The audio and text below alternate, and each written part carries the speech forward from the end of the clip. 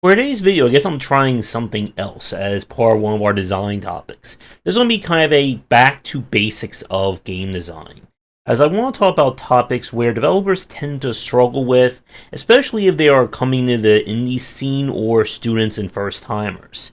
And just like with the free-to-play, pay-to-win series, if people like this, maybe we'll do some more on other topics. But I couldn't think of a better first entry than doing a little talk, or I should say, little talk, about what is UI design and why it's so important.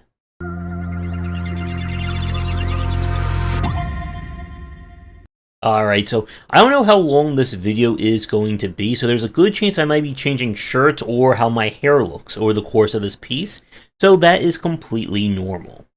The reason why I wanted to start with UI or user interface design is that it is one of the most essential aspects of designing a game. Now, when we talk about UI design's capacity, we're referring to two very distinct areas. There is the actual screen and elements on it itself, and the control scheme, what bindings and how you're going to put things onto a gamepad or keyboard and mouse, which I can't lift up without being very uncomfortable here. For our video today, we're going to be focusing more on the inputs, on the gamepad, keyboards, and coming up with the control setup itself. And maybe for a part 2 or for an upcoming episode, we'll talk more about the UI elements. Now, the reason why this is very important is that good UI design is what will separate bad, good, and amazing games. And it's one of those aspects that if you do it right, no one will say a word about it. You do it wrong, and everyone will complain and not play your game. And that's a very important point about why UI design matters in this respect.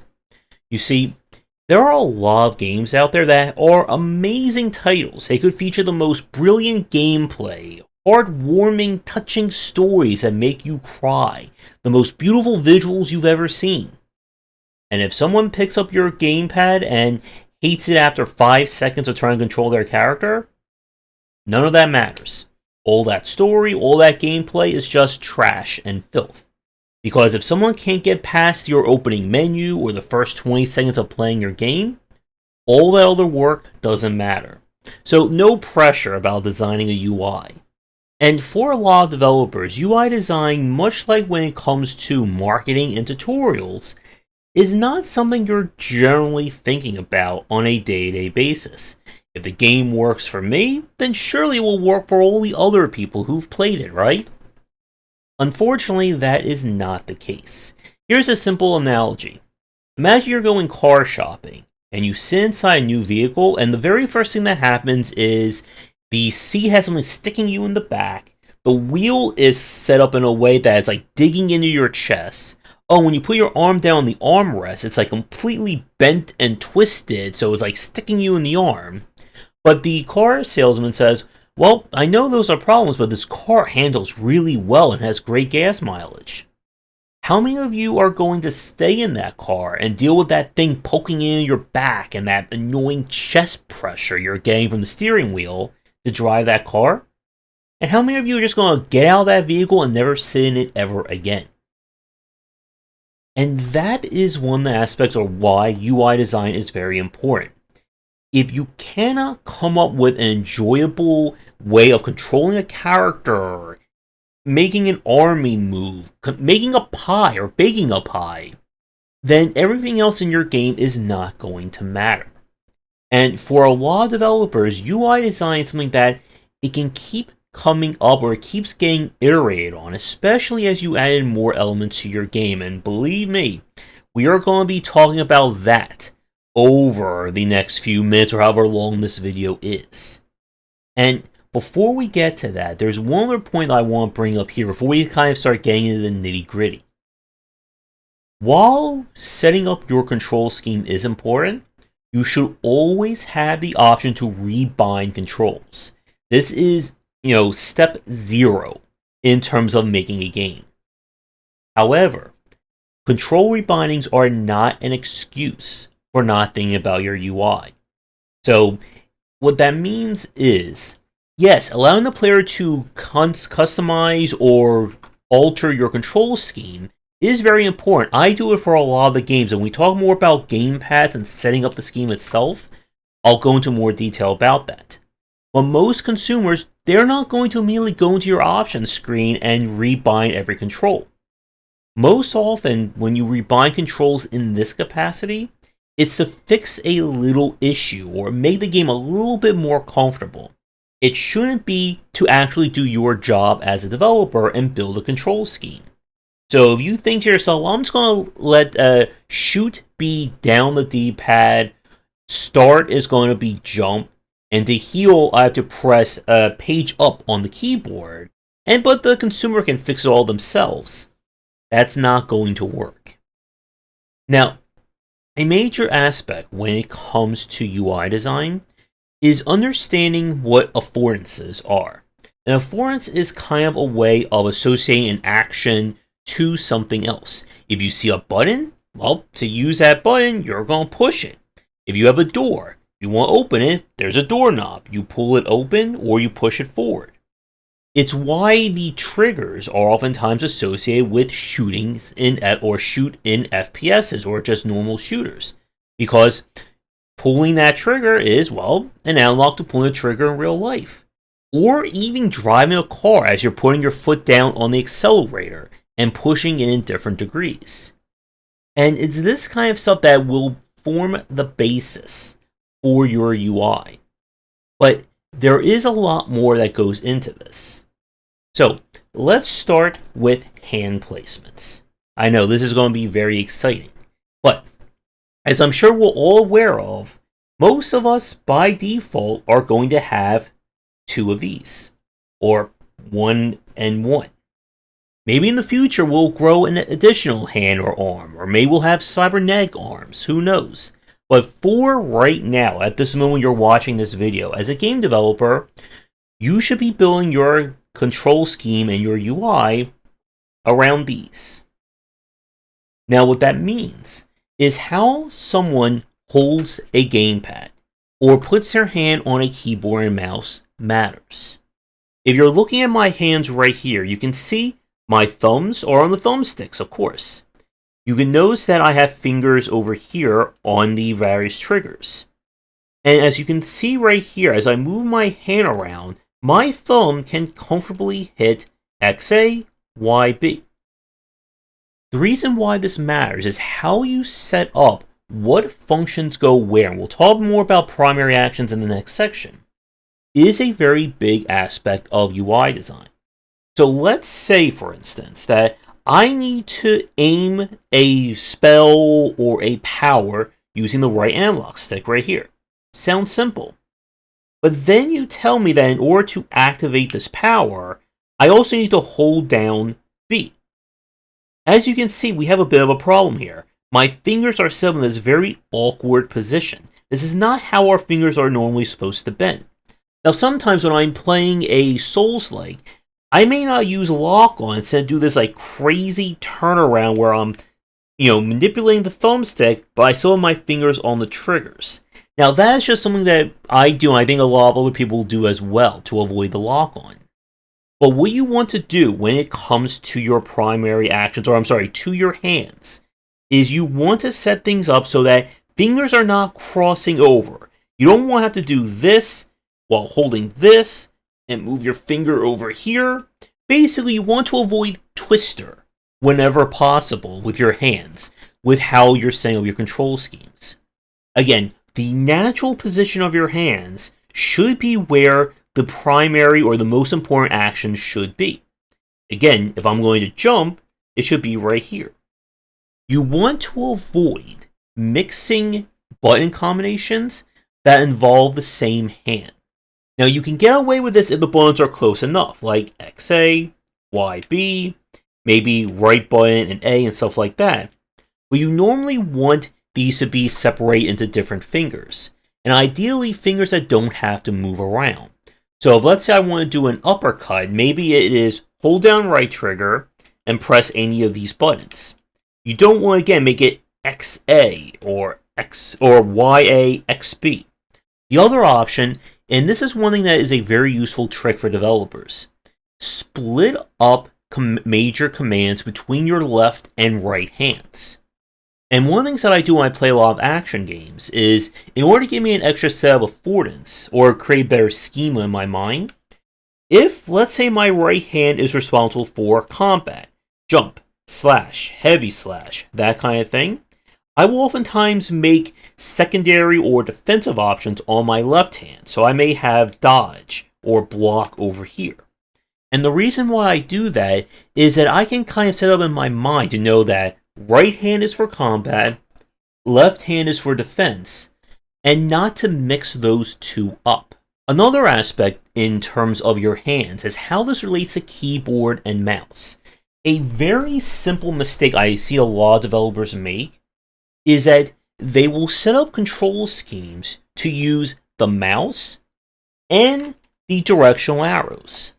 Now, directional arrows are very straightforward. Left is left, right is right. Again, my camera is reflecting things, so I can explain that. But you see, there's a bit of a problem with that. How am I supposed to move the mouse and use the arrow keys at the same time? This is why you want to look at where someone's hands are resting on the keyboard. If I'm using my right mouse, usually my left hand is going to be resting on the left-hand side of the keyboard. Now, some games will set things up for both left and right hand. So, your left hand using ASDF, your right hand using JKL semicolon to make and issue commands. And I see this a lot in indie games, especially 2D platformers that don't use gamepad functionality.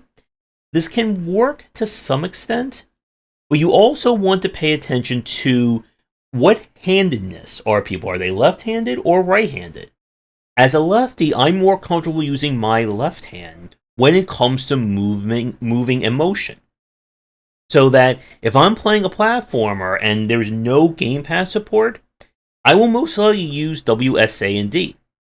However, if combat is the main focus, and I need to be focusing on, proper attacking and stuff like that, then I will use my right hand on the arrow keys and have, ZXC or ASDF or something like that for combat.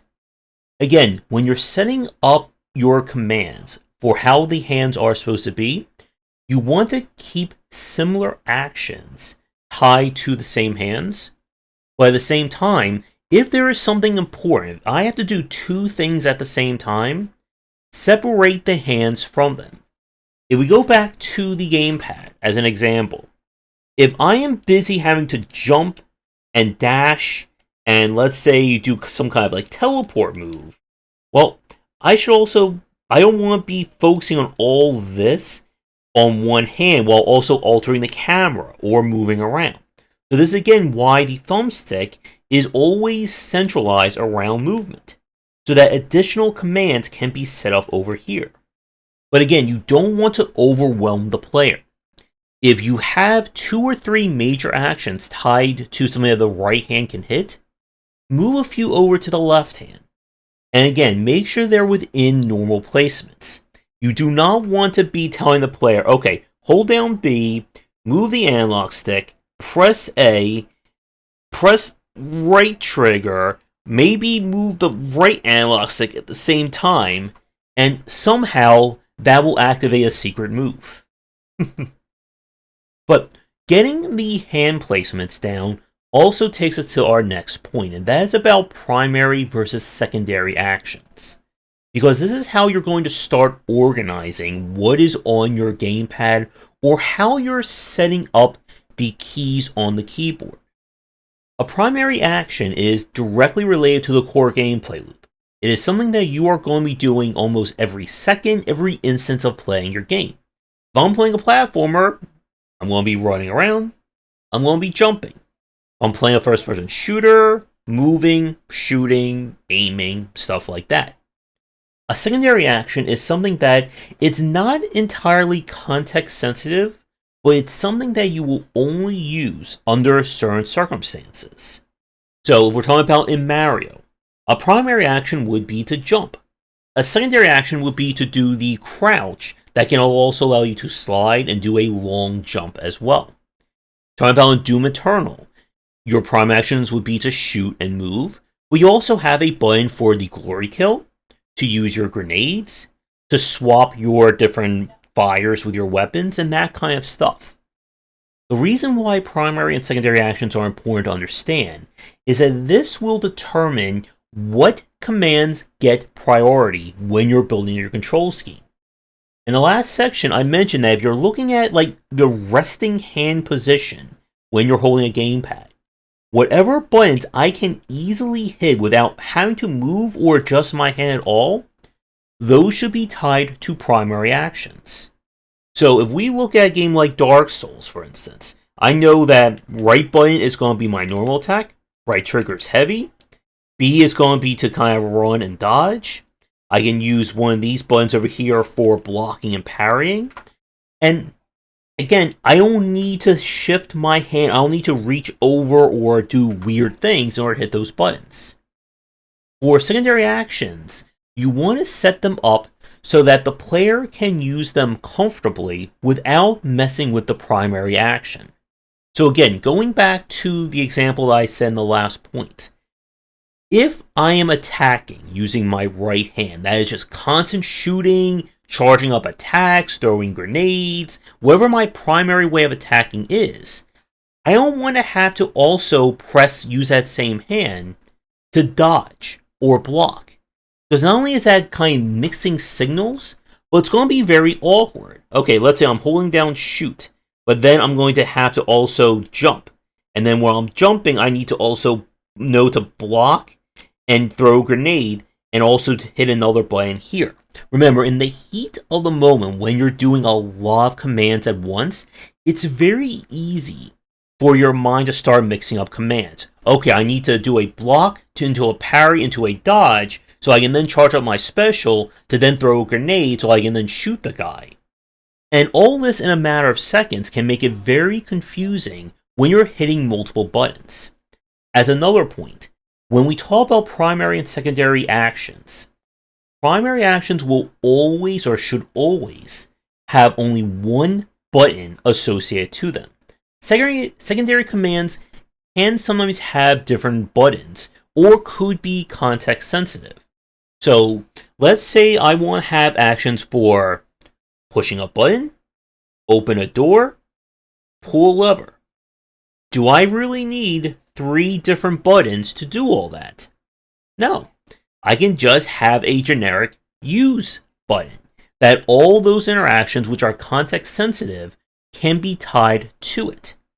And that is a very big point about what we mean by context sensitive. A context sensitive command is one that it is either on or off. It can only exist in one specific condition.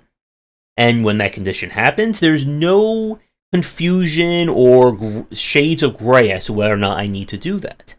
If there's a button on a door or a button on a wall that I need to hit, there's no confusion when I walk over to that what I'm going to do. Am I going to headbutt that button? Am I going to hug that button? Am I going to slash that button with my sword? Although in Metroid's case, you do shoot open doors, so that may be breaking my point. But you do get it, that context-sensitive commands are very much binary. That either you're trying to do them right this moment, or you're not really thinking about them. The glory kills in Doom Eternal is another case. It is a very situational action. You can only do it when the enemy is flashing blue. So in this respect, you can have multiple secondary commands and context-sensitive commands tied to the same button. What you want to be very careful about is having commands that are completely opposed from one another on the same button. Here's a very classic example. The I want to walk up and talk to someone button is also tied to that I want to shoot a fireball button. So what happens is that if you approach a character from, let's say, the northwest position, you're to talk to them. Well, if you're northwest of him, then you'll just throw a fireball in their face and kill them, and then all the guards are going to come after you, and your reputation and your, light side, dark side points will be affected. So you want to keep, when it comes to context-sensitive commands, the ones that are related to each other should all be tied to the same button. Again, going back to the opening up a door, pushing a lever, stuff like that. But you can also do this with combat as well. If the action, again, is binary. If, let's say, I am fighting enemies, and I have a context-sensitive magic attack button. So if the cursor is pointing against an enemy who's weak against fire, it will throw out my fireball spell. The enemy is weak against ice, it will throw out my ice shard spell. And in this case, again, the commands, there's no give or take. I don't want to use an ice spell on an enemy who's immune to ice. Likewise, I want to use a fire spell on an enemy that's immune to fire. Now, you can even tie this to primary actions in other games that could be more secondary or context sensitive in your title. A very famous example of being able to take what would be a primary action and turn into a context-sensitive one would be from the Zelda games. A lot of these Zelda games, I believe up until Breath of the Wild, did not have a dedicated jump button, not counting a Rock's Feather, I believe, in Link's Awakening. So what they did was, because you're not normally supposed to jump, they removed that as a button press. Instead, it became context-sensitive. If you're running towards a ledge, and you're going to go off it as Link, the game's going to assume you want to jump that ledge, and they'll make him jump across it. In this respect, you can have this command be tied to a context-sensitive button or interface, and it still has some level of engagement. But it's not the primary or even a secondary thing that the player is going to be doing throughout the game.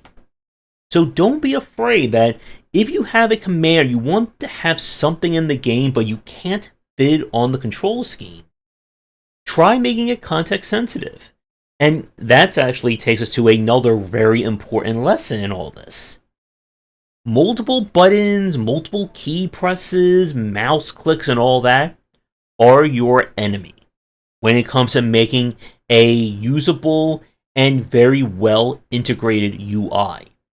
You see, for every button, key press, how you use the mouse wheel, and so on, you're adding more things for the player to keep in mind while they're playing your game.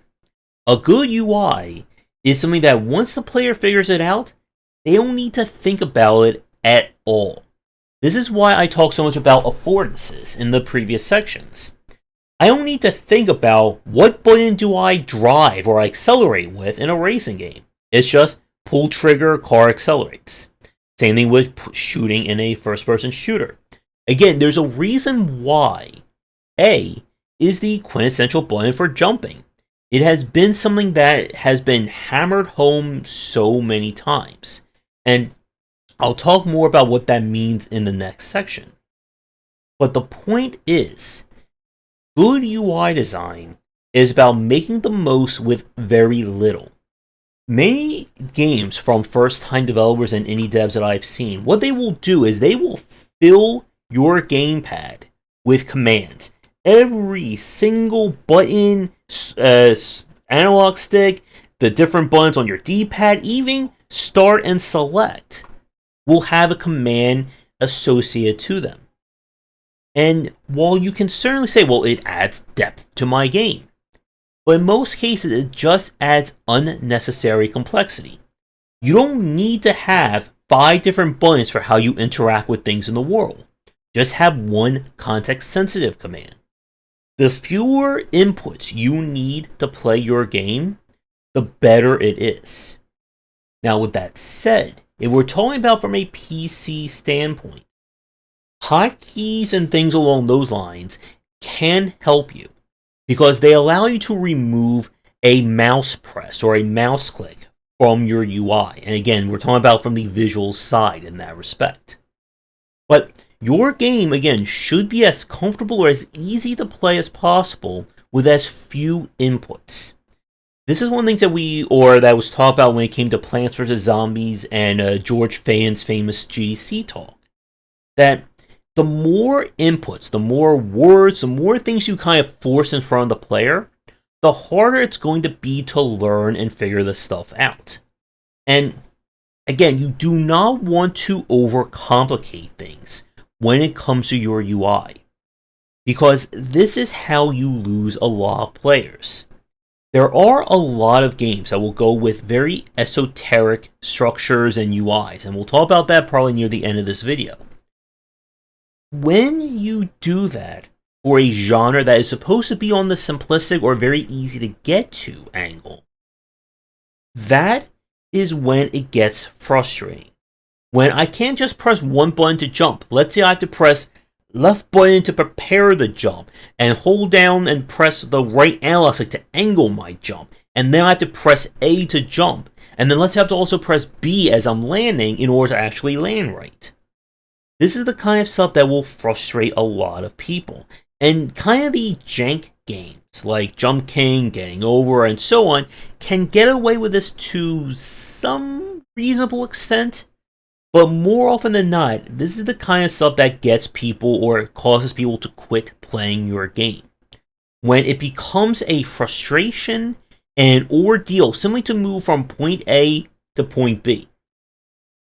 And again, look for ways to streamline your UI. Any way that you can remove a button press or do something with a context-sensitive command as opposed to needing a dedicated button is going to make your UI easier, it's going to make your game flow better, and it's going to make people more engaged with the title.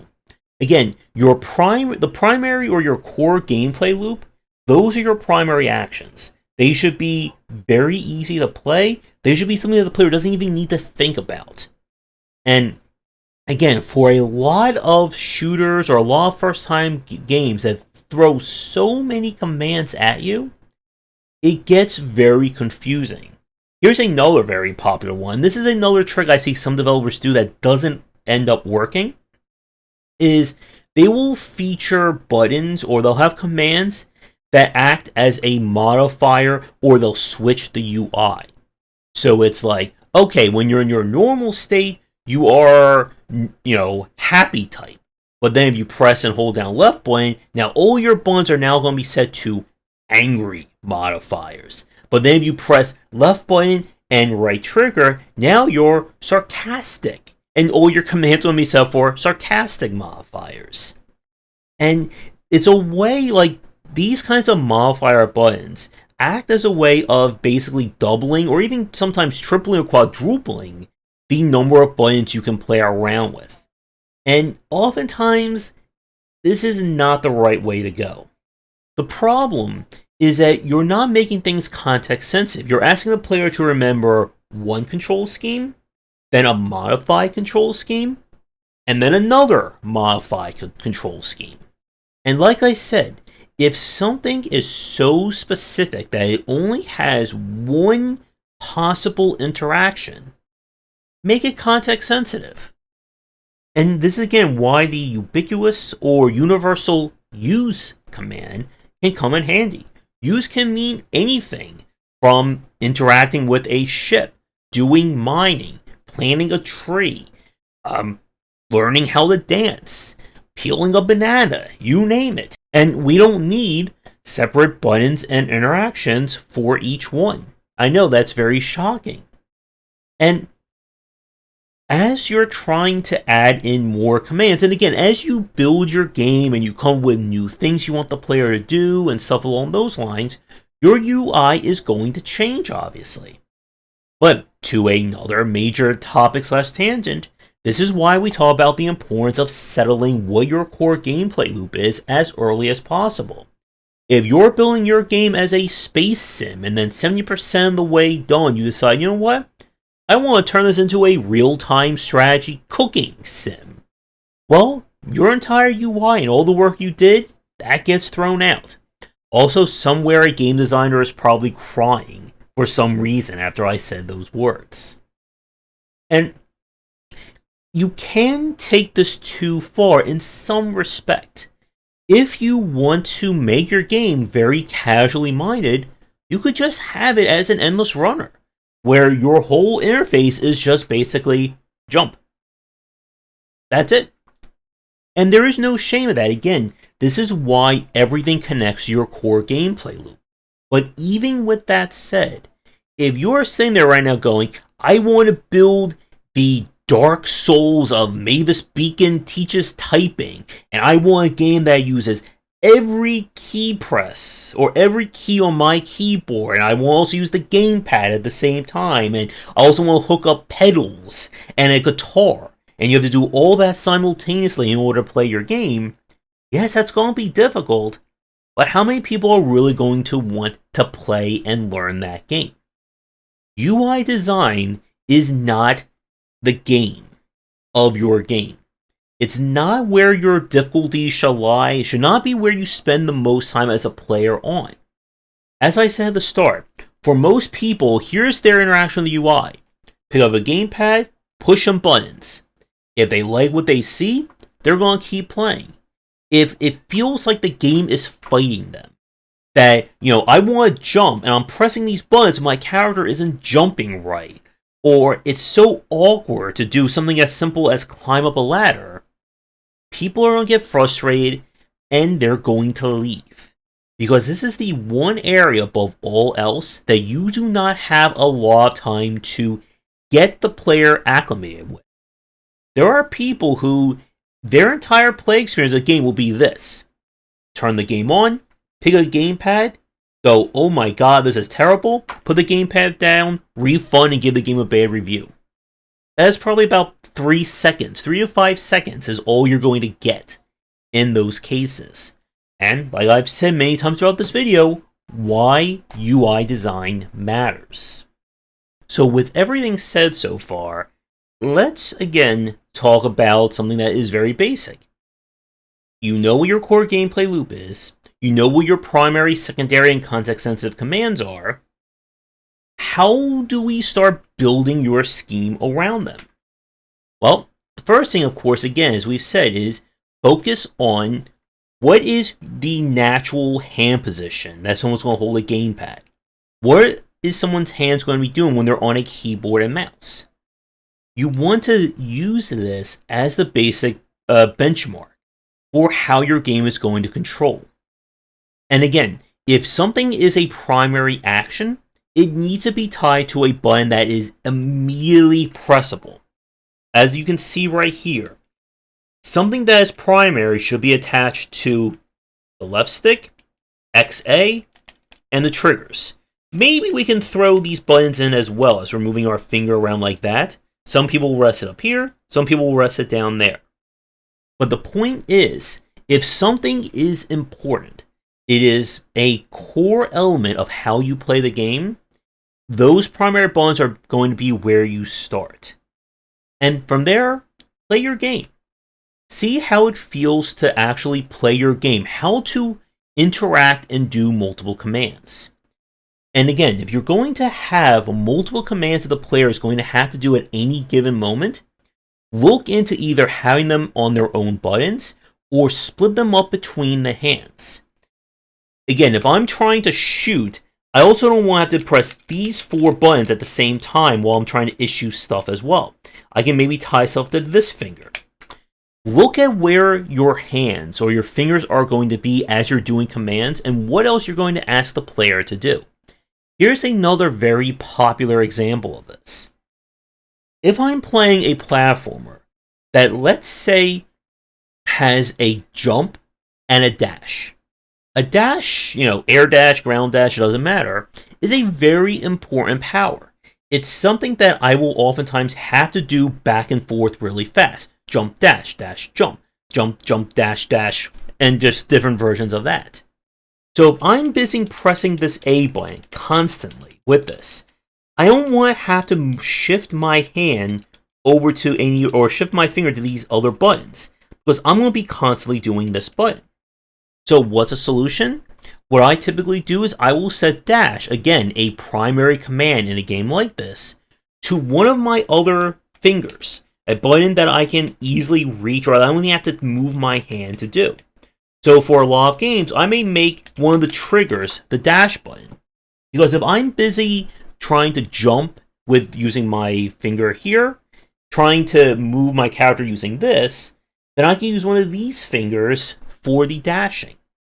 And again, you want to set things up so that it feels natural to play. That you forget that you're even holding a gamepad.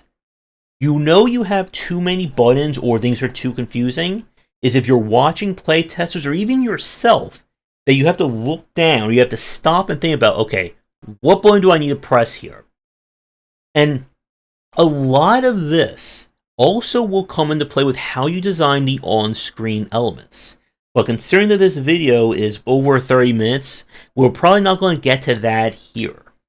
Before we get to the final section, there's one other point that I want to discuss a little bit more about affordances.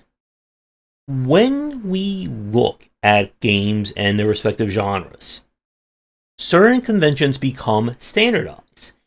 A is oftentimes the primary button for jumping in a platformer, trigger for shooting, stuff like that. When you are building your game, look at other examples in the genre, because you do not want to be going against the grain or being thinking outside the box in this respect.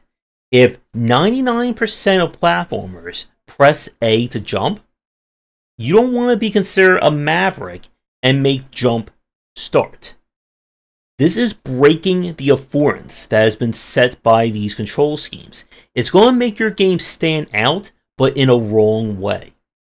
You want, again, that if you say to someone, my game's a first-person shooter, my game is a platformer, it's a racing game, it's a survival horror, whatever, that if someone has played those games before, they should be able to start putting together what the schema or how the game is going to interact and work just by those words alone. If you tell me that your game is a first-person shooter, and I walk around the corner, there's a monster, I press right trigger, and let's say right trigger causes me to crouch, I'm going to sit there and go, what? What the heck is going on? And this is why I said earlier about having control schemes that fight against the player. If your control scheme is not tied or is not related at all to the genre conventions, you're creating unnecessary mental energy or mental hurdles for the player. I've been playing platformers for so long, but now in this game, let's say I need to now associate left button with jump instead of A. That's not good. It's little things like this that add up to someone quitting a game. And as I've said, that the UI is not the place to be experimental. This is not the actual aspect of playing or the gameplay of your game. This is simply the tools or the interactions you use to play said game.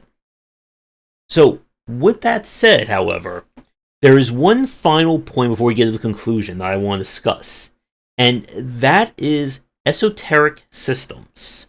Before we get to the final part, Past Josh forgot to record our little stinger here. So if you're interested in my thoughts on design, then be sure to check out my latest game design books. For entry-level students, we have 20 Essential Games to Study, and then the Game Design Deep Dive series that takes an extensive look at different genres, with more coming soon. So in the last part, I talked about not to reinvent the wheel when you're working on traditional systems. Platformers, first-person shooters, that kind of thing. But what happens if you're trying to build a control scheme around something that hasn't already been done before or isn't as popular?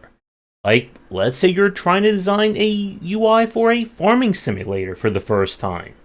Or what about some kind of giant mech game? Or a game about playing the guitar realistically? When you are designing a control scheme and a UI, when you aren't working on traditional systems, it obviously becomes a lot harder. For many AAA developers, what we've seen in the past is that they will just literally create a brand new peripheral to use. Guitar Hero, that mech game for the Xbox whose name escapes me right now, DJ Hero there's at one point, and so on. Now, if you are working on something experimental or a different kind of gameplay, that still doesn't mean that you can ignore or downplay the UI. First thing you should do is look for anything that is comparable to your game. Is this going to be a game that's played in first person, third person, top down, isometric, doesn't matter. Look for similar design cues from the genre and see how things can relate to it. Because even if you are working with something that is different or unique, you still are going to be, I'm hoping, building from a previously established design. Whether it's a platformer where instead of jumping, let's say you drive up walls. Maybe it is a first person shooter where you just literally create all platforms around you. The point and what makes this very hard is that there's a tendency when a developer is doing something that is outside the box or a different kind of gameplay to not really pay attention to the UI. Because if the game is different, then of course I can't really rely on someone else's design or, genre conventions. But that's not always the case. If your game is played in first person, for instance, and you're set up with WSAD as movement, you don't want to then make GXUI essential keys on your keyboard. Because how are you going to do that while moving, while using your mouse at the same time? And you want to be very mindful, if you're designing a unique game, as to what is the primary interface. Because again, if we're talking about traditional genre, we can do things very simply. If it's a platformer, usually gamepad's going to be better. If it's a first person or any kind of shooter, keyboard and mouse. But when you're doing something differently, it's important to settle on what is your primary or your preferred peripheral. And again, this is going to be based on what is going to be the basics or what your core gameplay loop is. Again, use some of the things that we've talked about in this video. Affordances, primary and secondary actions, and again, separating or categorizing actions based on your left or right hand. Again, the camera is reversed here. And the reason why is that when you're working with a unique design, you're kind of compounding the difficulty of learning your game and approachability. If your gameplay is different and unique, it means the player is not going to be coming with a previous frame of reference from another existing game or even a similar game in the genre. And one of the easiest ways, as we've said, to ruin a game's experience is to confuse the player not only with what is going on screen, but also how they're even controlling and manipulating things. Now, GUI design in this respect is very important, but this video is already super long as is, so we'll have to say that, and we'll probably talk about that again in a future entry. But when you are doing something different, again, look for ways of streamlining your UI. As we've said, the more inputs, the more button presses, mouse clicks, whatever, that's your enemy. Try to implement hotkeys or shortcuts if you can, especially if your game is played through the keyboard. And do not be afraid to have easy to access elements, even if it's not the most realistic. Because a very common trend when we talk about games that feature esoteric systems is that it's usually going to aim at or mirror some kind of real world analog. Let's say we're sailing a ship. Let's say we're repairing a car. Whatever. If you can make something easier to experience, easier to do it. It's just that simple. Do not be afraid to have a key that instead of, let's say we're playing a game about building some kind of vehicle. And in order to learn what's going on or to reference things, we have a manual.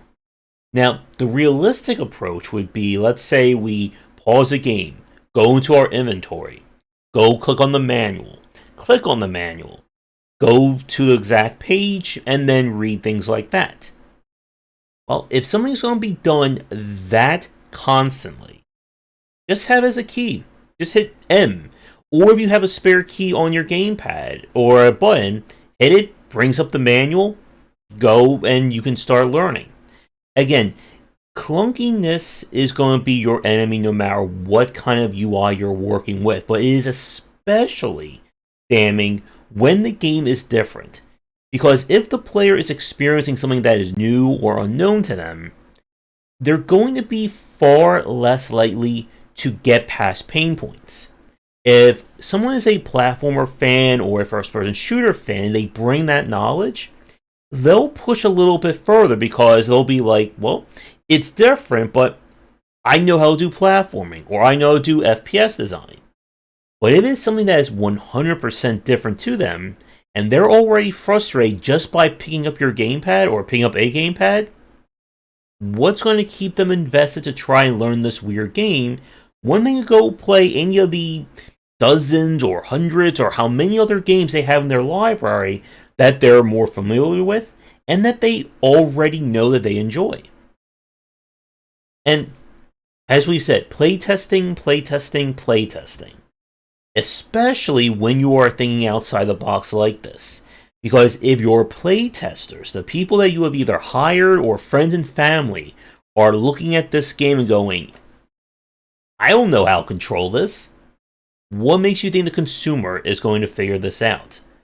And as I said a minute ago, there's a lot about using the GUI to your advantage here that we will talk about hopefully in a future piece. So with that said, it's time for the conclusion at long last. UI and GUI design are vital elements, whether you are a first-time developer or someone who's been working on games for the past 2 to 3 decades. This is oftentimes the stop point for a lot of consumers. And it does not take a lot here to completely ruin your experience.